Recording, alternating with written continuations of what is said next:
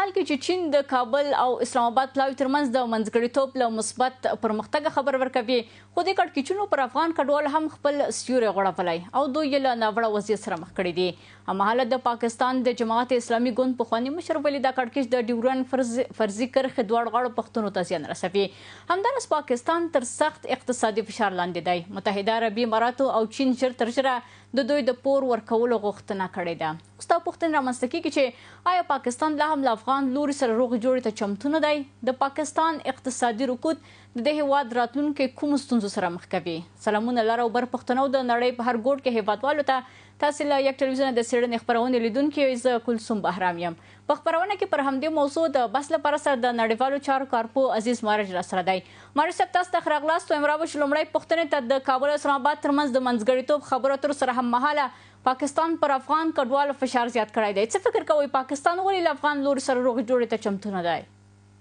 مننه محترم بهرام خور، لومړی تاسو سره همکارانو ته لیدونکو اورېدونکو سلامونه احترامات وړاندې کوم. موږ خو دا خبره بارها کړې ده، په دې څېړنې کړې دي، معلومات هم کړي دي، دننه بهر حتی د امریکا او د نورو ځایونو نه خبرونه تعقیب کړي دي، وضعیت او حالات هم کتلی ده. پاکستان یو پروژه لري چې غربي نړۍ ورکړې ده. پاکستان یو مامور هیواد ده، مجبوره ده چې دا پروژه پلي کړي. نو بنا د که چیرې یو خواته فشار پرې راځي، بیا بلې خواته دوی خپل پروژې د پلي کولو دپاره تکتیکونه استفاده کوي. دا پروژه په ټوله کې نه یوازې بې ثباتي، ضعیف حاکمیت یا نور خپلې موخې وړاندې بیایي، د داعشو د نورو مسایلو امریکا ته زمینه مساعدول، په ټوله کې غواړي چې دغه د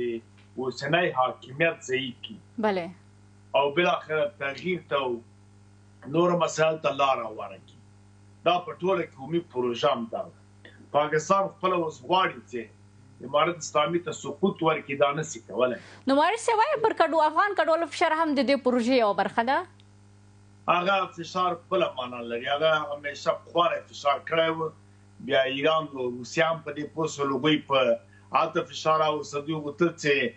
مخکې هم تقریبا 2023 کال کې دوی یو پروژه وه چې کډوال په لویه کچه باندې او په تش لاس راولي. دلته بیا داعش ډله یې جوړه کړې وه، ورته غوښتل یې جوړه کړي او بیا پیسې ورکړي او د خلکو له مجبوریتونه استفاده وکړي، داعش ته یې بوځي. په دې کې امریکا هم مصروفه شوله په اوکراین کې ډېره، بیا د خلیج برنامه وه. طالبان هم په دې کې چکګوتلي ګامونه پورته کړل، د داعش شبکې او دا یې افشا کړلې او زر یې ګرفتاره کړل او مخنیوی یې وکړ. ایران هم چې غوښتل دې خواته بیا د روس په مټ باندې یو بله ډله جوړه کړي چې تر هغه چې داعشان هغوی ته خطر جوړ نه کړي. هغوی بیا کرا چپ شول او کډوال سره یې وګوره ډېر غرضناکه او په اول کې په لویه پیمانه و. هغه هم دا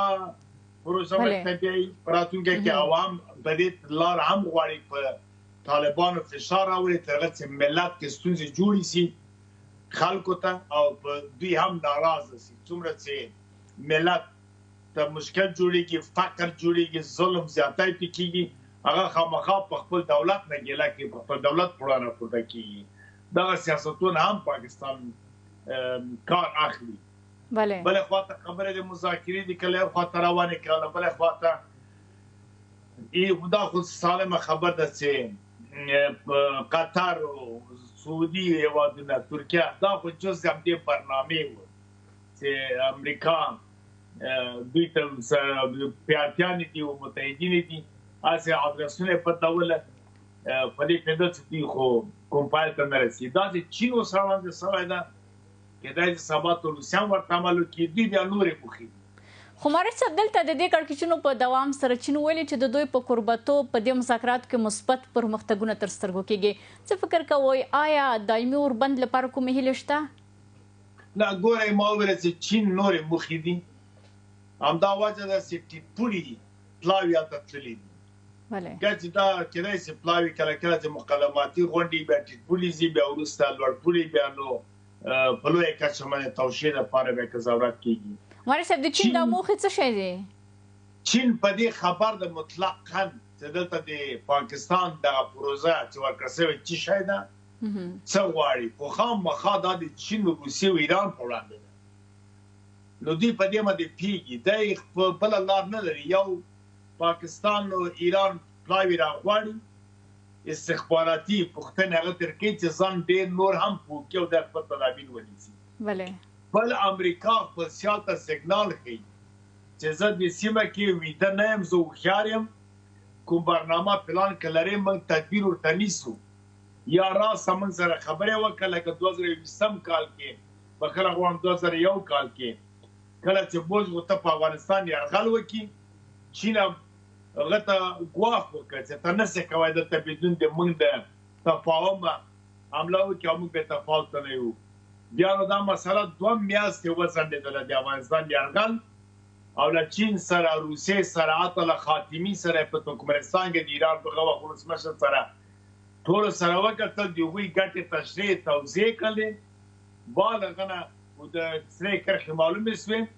چین یو شرط پکې وده چې ماته به WTO World Trade Organization یعنې نړیوال سوداګري بازار کې به اجازه راکړي د هغه له وجې نه دوی ویل چې تقریبا 2.4 تریلیونه په 100 کالو کې چین ګټه کړې وه نو بنان دوی خپل مسایلو سره غږېږي چې ډېر زیات خطر موږ ته پېښ نه سي نو دا یو سیګنال ورکوي اوس یې بېرته لاړله او دا چې وایي پرمختګ سوی ده موږ به خوشبینه یو دا خامخا هر کوربه هېواد وایي چې ښه خبر ده ما خو دا کار وکړه خوشبینه و ژمنې وسوې خدای په دې پوهېږي چې نتیجه لاړه پاکستان یې بیا ماتوي همدا اوس عملاً په غجې کې په چین کې خبرې روانې دي د پاکستان په کونړ په دې ځای کې حملې کوي نو دا په څه معنا ورکوي دا په دا معنا همدا ده چې دوی نه غواړي دوی پروژه ده لري سبا یو پلمه نه بله پلمه جوړوي اوس خو هم په ټیټه کچه باندې خبرې دي بیا وایي دویم پړاو بل وخت بیا وکړو بیا به درېیم پړاو سره مخې ته بوځو په همدې کې وعدې ورکول دي دا خبرې خو سیاستونه دي اوس ګورئ پاکستان څو مده مخکې اعلان وکړ چې زه د ایران او د امریکا د خبرو کوربتوب کوم ته څوک یې آیا امریکا ځان دومره سپکوي چې ستر ستر هېوادونه پاتې تا ته راسي یا ایران ځان دومره سپکوي چې تا ته راسي خو دا پروژه ده ورکوي چې هلکه اعلان وکړه ذهنیت و مطبوعات و فکر دې خواته کړه زه به نور چمتواله جګړې ته ورسم هلته پیاده عسکر حرکته کوي هلته نوې بیړۍ راوړي نوې وسلې استعمالیږي له ایران سره جګړه تودېږي دلته بیا دا پروژې معمولا په جنګ کې تودو جنګ سره استخبارات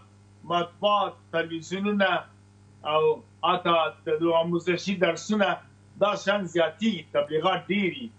ولکن توضیح کېږي اوس تاسو ګورئ CNN BBC او دا ستر معتبر تلویزیون دنیا ټوله خبره یو خواته او دې خواته د ایران د امریکا د دا مسایل هغه حاد مسله کې یو طرفه په ډول باندې غږیږي چې وی خواته تبلیغات کوي مارش صاحب د دې کړکېچونو په دوام کې د پاکستان د جماعت اسلامي ګوند پخواني مشر ویلي چې دا تاوتریخوالی د ډیورن پر ذکر دواړو غاړو پښتنو ته زیان رسوي او د ستونزو حل لپاره په ډیپلوماټیکو حل لار ټینګار کړی دی څه فکر کوئ آیا دا څرګندونې د پاکستان پر سیاست باندې د فشار یوه وسیله کېدلی شي دغه بعضې سیاسون هم په دې باندې پوهېږي هغه خو مولانا ورته وایي پلار یې مفتي و مانوي اساس سیاستمداران د سیاست کې دا استخباراتي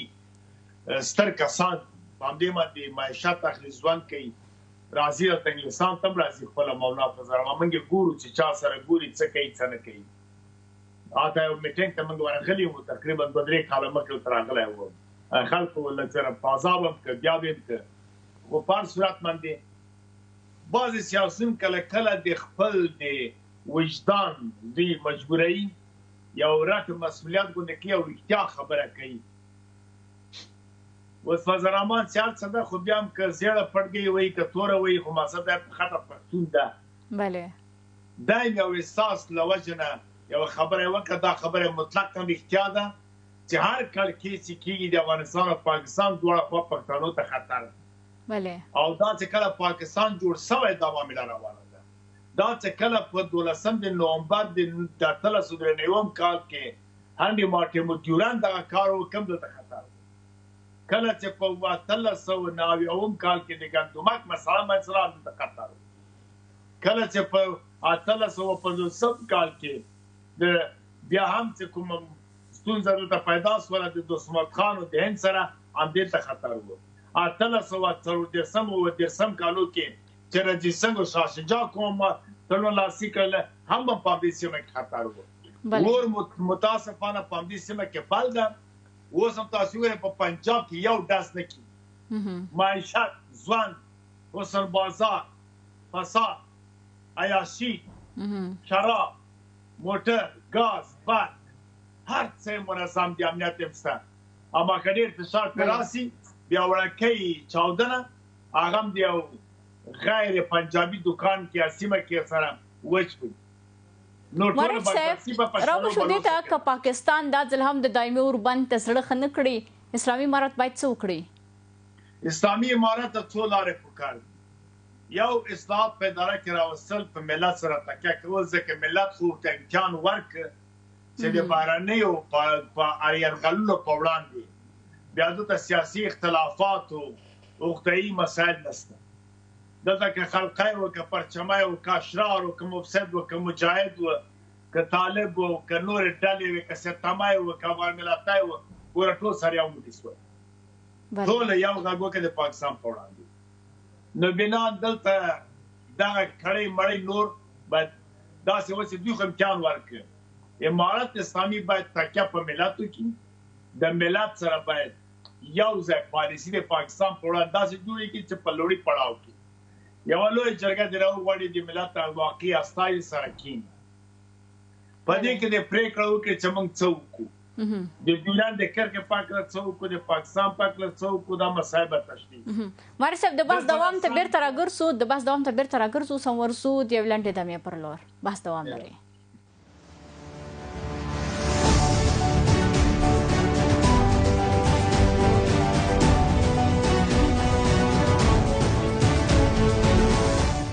د څېړنې خپرونې دوام ته ښه راغلاست. ماري صاحب راوشو ستاسو بحث ته خو په سر کې غواړم زه یو بله پوښتنه مطرح کړم، هغه دا چې نړۍ ته د پاکستان د دې ظلمونو ښکاره کولو لپاره هم کومې لارې شته؟ بالکل د ما دومره خبرې همدا بحث و چې په د جرګې تر څنګ باید یو نړیوال یا سیمه ییز کنفرانس هم راوغوښتل شي او په دې کې د سیمې هېوادونه زیاتاخله هېوادونه هغه چې په افغانستان کې سروکار لري یا مطرح دي په دنیا کې ولو کار چې په ګډون د اسرائیل استازي هم راوغواړي، بله عرب هېوادونه، امریکا، روس، چین، هېڅوک پرېږدي کښېني سټیج د پاکستان ته ورکړي چې ښه خبرې خپلې وکړي څه غواړي. افغانان مسؤل چارواکي دې هم خپلې خبرې وکړي، اسناد او شواهد هر څه دې راټول کړي. دا په همدې کنفرانس کې یو کمیټه دې راغلې سیمو ته وګوري چې دا TTP څخه پاکستان دروغ وایي، دا دې ثابت کړي. د دغه غونډې او د جرګې غونډې پایلې باید پاکستان ومني د پالیسي او له دغه نړیوال کنفرانس او پاکستان نه یو لاسلیک کړی ضمانت هم ترلاسه شي چې نور دا کړنه وکړي. بیا غربي نړۍ مجبوره ده چې پاکستان ته وایي چې هلکه پروژه دې بدله کړه په بل ډول باندې لاړ شه یا پروژه پرېږده. دا لاره که دا دوه لارې نه شولې بیا هم د نړۍ د ملګرو ملتونو د نورو ټولو په ګډون باندې کنفرانس هم دوی ونه مانه، بیا نو بله لاره جګړه ده، بیا نو وایي چې خلاصون نشته په بل کار، بې له تورې خلاصون نشته بل کار، بیا نو توره بیا به جګړې ته تدابیر نیول کېږي، پیاده ځمکنۍ حمله به کېږي، حرکت به کېږي. مخکې له دې نه که امکانات ابتدایي له چین نه یا روسیې نه یا هند نه دافعه او هوایي ځواکونه یو څه کومک یا مرسته یا په پیسو یا په ډالرو ترلاسه شي، بیا نو مجبور یې موږ حمله وکړو، لاس پر اټک او مارګلې پر خپله خاوره خپل خلک سره بېرته یو کړو او بیرغ ته توغ ولګوو. بیا نو په هغه وخت کې انجام شوی عمل بیا نړیواله غربي نړۍ هم څه نه کوي، برعکس پاکستان ملامتي، پاکستان ته وایي ته ملامت په خپل ماموریت کې ناکام شو. بله ځکه اوس زمینه ډېره مساعده هم بلوچان موږ سره ولاړ دي، ګوته په ماشه دي، هم د کوزې پښتونخوا محکوم افغانستان پښتانه هم ټول عذاب دې تر پوس راغلي خپل حق غواړي حتی سندیان او کشمیریان هم اوس پنجابیانو په وړاندې ولاړ دي نو زمینه مساعده ده دوی خو اوس تهمتونه کوي تورونه لګي ستاسې ټي ټي پي سمبالوي ټي ټي پي ساتي او اړیکه لري په هغه وخت کې به رښتیا له ټي ټي پي سره خبره وکړو ټي ټي پي سره به اړیکه جوړه کړو نور مخالف پټال سم د هر ډول فرصت او امکاناتو نه ترلاسه کیږي یعنی وارث صاحب په ټوله کې د دې جګړې دوام د افغانستان په ګټه زیات دی زه فکر کوم دا د افغانستان په زیان باندې ځکه افغانستان په جګړه کې خو ډېره کافي تجربه لري او دا 50 کال په افغانستان جګړې تاریخ سوي افغانانو خپل تدابیر نیولې عادت سوي دا اوس ماره کلاره بندي ما افغانان عادت دي که جګړه باندې ور باندې کیږي کورونه کې اوس ګوره سیلاو ته دا سیلاونه ټول تاوان بیا پاکستان ته رسیږي ځکه دا روان دي تر سره سل نه دي دا په لدی خوان په ورزي د چترال خوانم پیرازي د کشمیر خوانم پیرازي زه ګومان کوم چې پاکستان یو دوه میاشتې بعد په دې باندې باندې وسی ځکه دا طبيعي آفات په دې باندې لګي خدای په فقار او لبل خوانم دا zarar د دې دوام جګړې دوی ګوري تل د دې قیمت اسول کلدار د دوی ډیره وریدله لارې بند سوي سوداګري مشکل دوی لیدله د زیات اته کوواګه کله هند سره اړیکه کې تاسو ګورئ هند اوس 5% ټاکس په زیات کړی دی باوجود چې خپل پنجابیان دي نور مثلا سوداګري د دې بازار مارکیټ افغانستان دا ملګرو ملتونو سازمان وایي په 2022 کال کې چې افغانستان کې 2.4 میلیون نفوس ده معلوم کېدای چې دا زیات هم 8 میلیونه پوری بله نو دا لوی مارکیټ او سوداګري دوی لپاره ښه بازار و چې افغانستان ته توکي سعودي ته ورتلوس نزي په ټوله کې موږ خو بدیل لرو چې 15 نورې بدیل لاري دي نورې وادونه مثلا د غندن مو خبر وارد ترکمنستان سره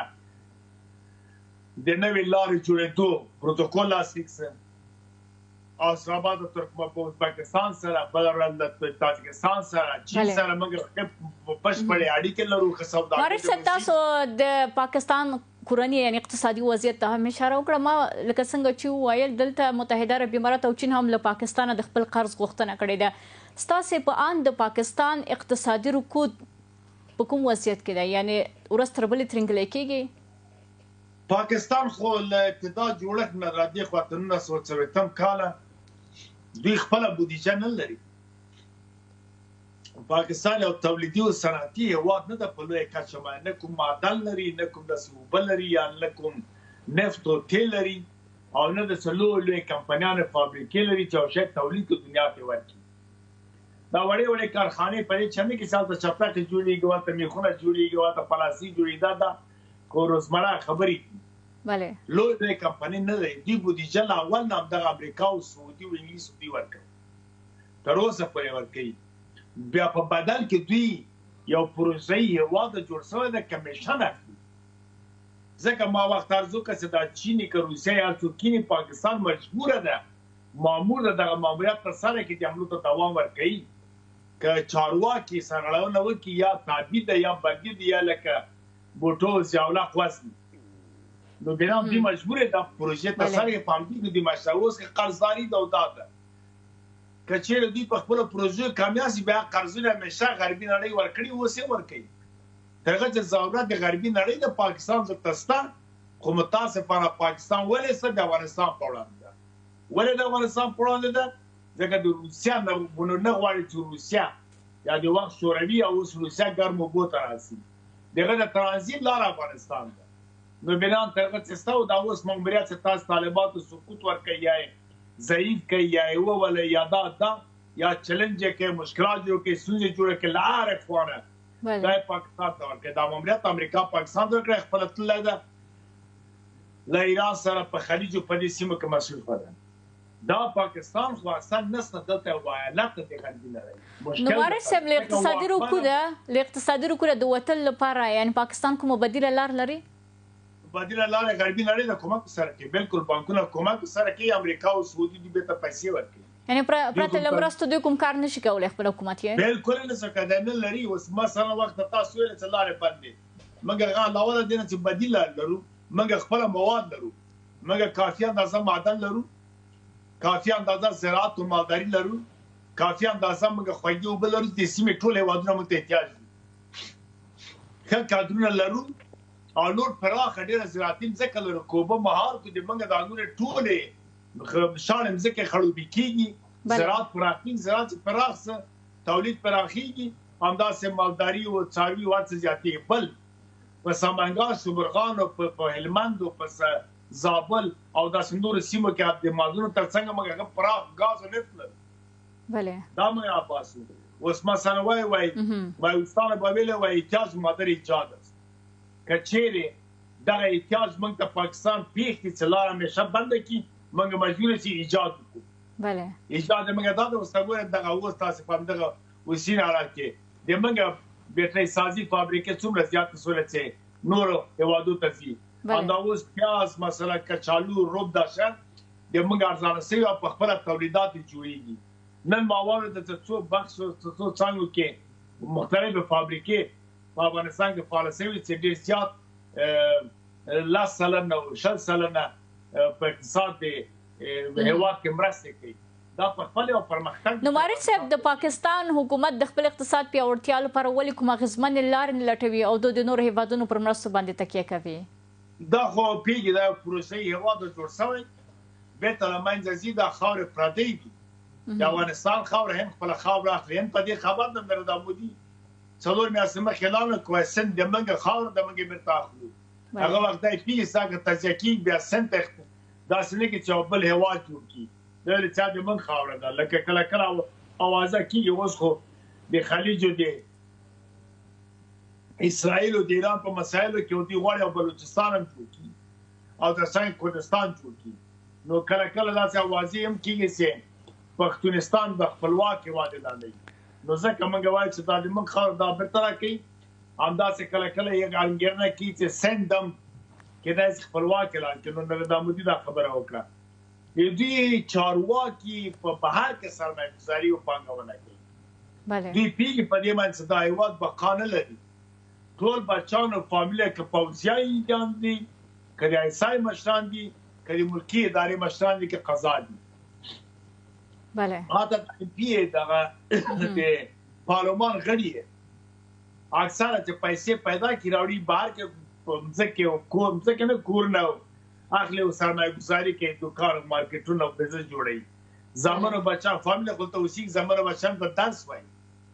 دوی پوهېږي چې دا پاکستان بقا نه لري، دا پروژه ده. نو ځکه دوی که پروژه نه وایي، که دوی په دې نه پوهېدای خو دا فدرالي حکومت ده.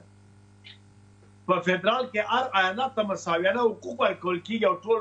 پرمختګ څنګه پنجاب پرمختګ کوي، کوزه پښتونخوا کې همدا اوس خلک ګدایي کوي، یا بلوچستان کې همدا اوس خلک په کېږدیو کې اوسېږي، یا مثلا په دا سند کې وګورئ خلک هماغه لون کې پیدا کېږي، هماغه لون کې د ونې لاندې لویږي مړ کېږي. دا څنګه مارج صاحب که په ټوله کې راته ووایې د وروستۍ پوښتنې په توګه آیا دا اقتصادي کمزورتیا د پاکستان پر سیاسي وضعیت باندې اغېز کولی شي؟ که په لنډه کې ځواب راکړئ. کولای شي که چیرې وغواړي غربي نړۍ پرېږدي، غربي نړۍ سمې دې لپاره چې بعضې بغاوت یې کوي، لکه چین سره اړیکې جوړول، روسیې سره خبرې کول، بیا دغه فشار پرې راوړي. بېغه لکه نه، دا یو ایالت ته د غربي نړۍ، غربي نړۍ ساتي په هر صورت باندې تر هغه چې دوی ضرورت لري پاکستان ته، پاکستان ستا او پاکستان دوی ساتي. ځکه استادانه هر څه کوي، په دې فکر کوي چې اقتصاد څنګه کېږي څنګه نه کېږي، کنټرول یې په سرمایه سعودي د غټ پیدایت ورکوي. بله، ډېره مننه وارث صاحب. د نړیوال چارو کارپوه عزیزالدین وارث صاحب، ستاسو له حضور څخه په خپرونه کې نړۍ مننه. کور مو ودان. زموږ د نن شپې څېړنې خپرونه پر همدې ځای پای ته رسېږي. ښه شپه ولرئ.